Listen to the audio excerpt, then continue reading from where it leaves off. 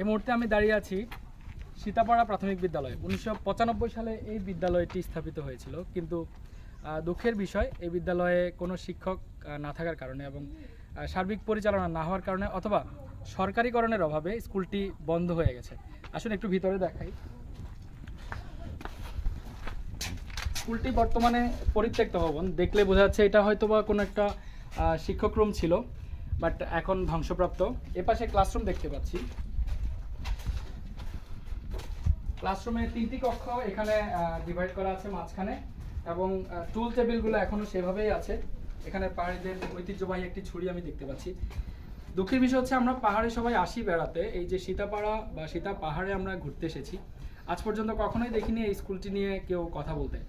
যতটা আমি শুনেছি যে পাশে একটা পাহাড় আছে মৈদং পাহাড় নামে, সেই মৈদং পাহাড়ে একটা প্রাথমিক বিদ্যালয় আছে এবং সেটা সরকারিকরণ হয়ে গেছে, সেখানে শিক্ষক আছে, কিন্তু এই বিদ্যালয়ে শিক্ষকের অভাবে বন্ধ হয়ে গেছে। আমার পাশে যে ছিল, আমার সাথে যে এসেছে আমার স্টুডেন্ট উসাইমং, এখানে আমাকে একটু আগে বলছিল যে এই এলাকার অন্তত 80% স্টুডেন্ট যারা কম বয়স্ক তারা পড়ালেখায় ছেড়ে দিয়েছে। কারণ এই পাহাড় থেকে আমরা উঠে এসেছি, দেখলাম প্রায় 1000 ফুটের মতো হবে অলরেডি। আমরা উঠে আসার পরে দেখলাম আমাদের অবস্থা অনেক খারাপ। এখন শীতকাল, কিন্তু আমাদের অবস্থা ভিতরে গরমে অসহ্য গরম লাগছে। তো এরা এখান থেকে গিয়ে আসলে ওখানে পড়ালেখা করার সেই সুযোগটা পায় না।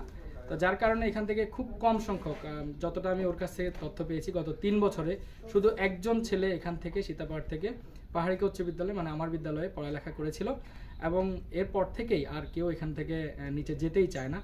তো যেটা আলটিমেটলি হচ্ছে, এই পাহাড়ের সৌন্দর্য আমরা সবাই দেখি, কিন্তু এই পাহাড়ের যেই কষ্ট, এই পাহাড়ের বাচ্চাদের জীবন চলার যে যতটা দুর্বিষহ, সেটা নিয়ে আমরা কখনো ভাবি না।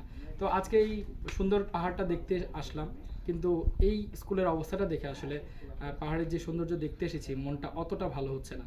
কেউ যদি এই স্কুলটার দিকে একটু নজর দেন এবং এই স্কুলটাকে আবারও প্রতিষ্ঠা করার একটা সুযোগ দেন, আমার মনে হয় এই এলাকার মানুষের জন্য আমি যে ঘুরতে এসেছি, আমি তাদের কিছুটা প্রতিদান শোধ করতে পারবো। তো দেখা হবে অন্য কোনো ভিডিওতে। আসসালামু আলাইকুম।